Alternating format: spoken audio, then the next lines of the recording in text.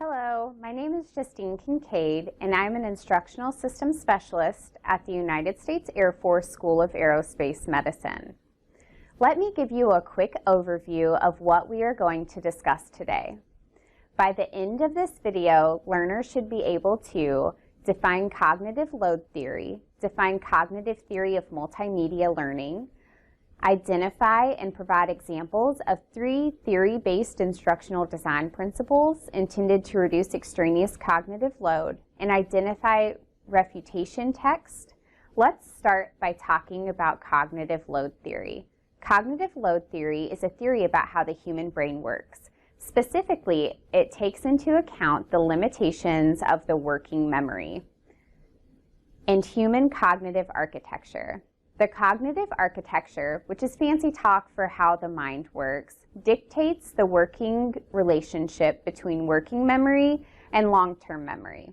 Your long-term memory is thought to be limitless, though it is filtered by what makes it through your working memory.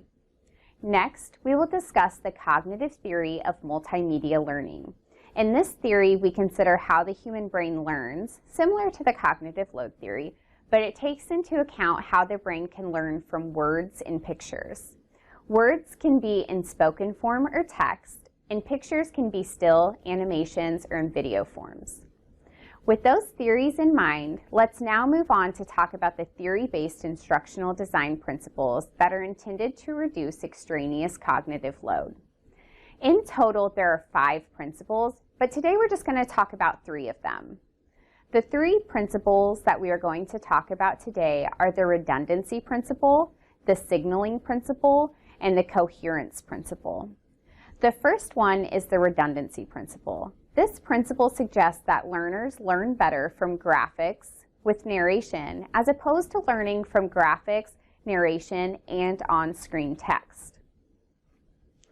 This principle eliminates the extra material, thus reducing the extraneous cognitive load by not overloading all of the learner's channels at one time. Here's an example.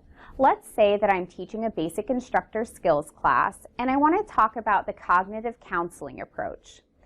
The cognitive counseling approach principles can be described as feelings result from thoughts. How we think about something determines how we feel about it. Rational, emotive counselors view people as being capable of both rational and irrational or illogical thinking. Our emotions are caused and controlled by our thinking. What we think becomes our emotion. Emotional disturbance results from irrational and illogical thinking, which can lead to negative self-talk. If we control our thinking, we can control our emotions. Self-defeating thoughts and emotions must be replaced. See how trying to read, listen to me, and view the graphics seemed like a little much? Now let's remove the on-screen text and try again.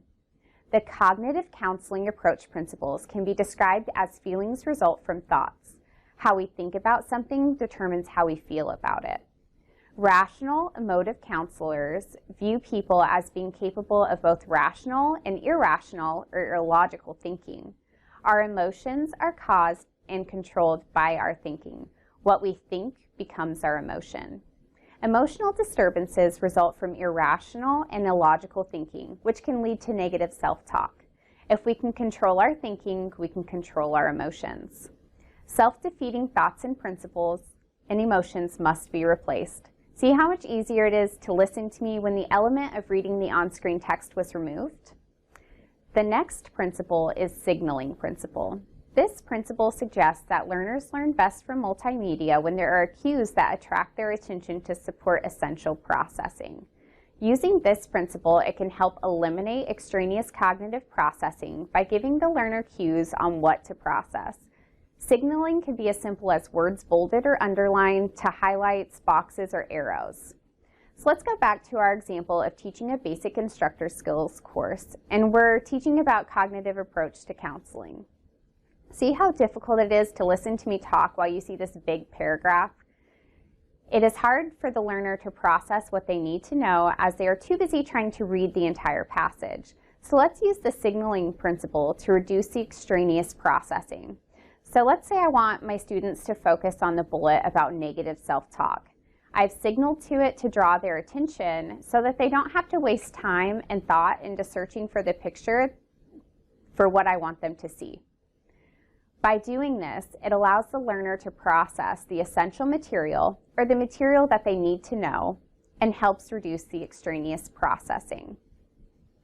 Now let's talk about the coherence principle.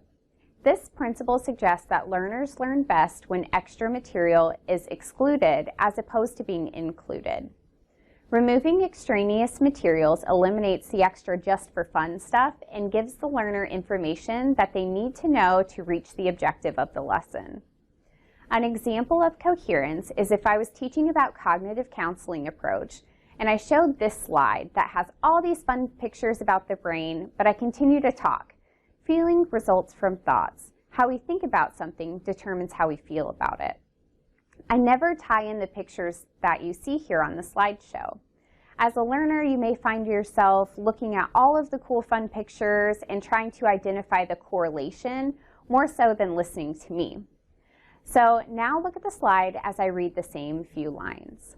Feelings result from thoughts. How we think about something determines how we feel about it. Doing this helps keep the student from searching for the tie-in and gives clear guidance as to what you need to know. So now that we have discussed 3 of the instructional design principles, let's talk about an instructional design technique called refutation text. Refutation text should help the student identify a misconception that they have. An example of refutation text would be, many students believe that it is effective to use mass practice or cram studying the night before a test. Mass practice has a reputation as being the most effective. This is due to the immediate results that can be seen during testing. However, many research studies indicate that this is not the case. The success from mass practice is temporary at best. In 1978, a research study was done that proved mass practice students get higher test scores when they're tested immediately. However, those same students forget more than 50% of the information when tested the following day. Refutation test has 3 components: the misconception, the refutation cue, and the refutation with scientific evidence. On the screen, you see our example broken up into these 3 components. The goal of using refutation text from an instructional design perspective is to encourage conceptual change. For conceptual change to happen, a student has to know that what they know is false or lacking. It needs to be logical, understandable, and worthwhile to know.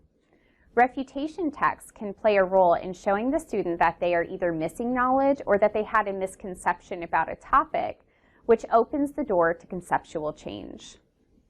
So that's it for this video. We talked about the cognitive load theory, the cognitive theory of multimedia learning.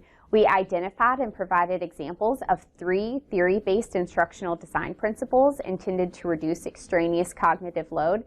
And we defined and discussed refutation text and how it fits into instructional design.